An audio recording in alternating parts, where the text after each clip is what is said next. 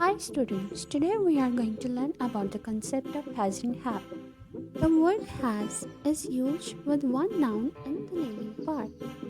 Look at these pictures. Anna is at the beach. John is also at the beach.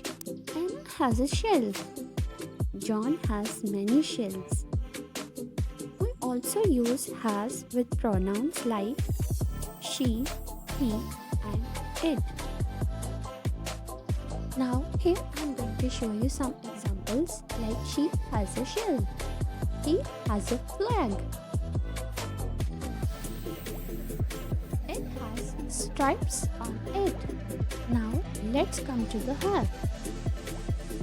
We use have with more than one noun in the naming part. For example, Jack and Jill are at the beach.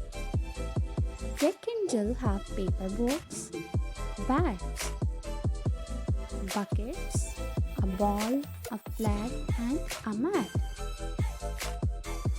Have is used with pronouns they, you, we, I.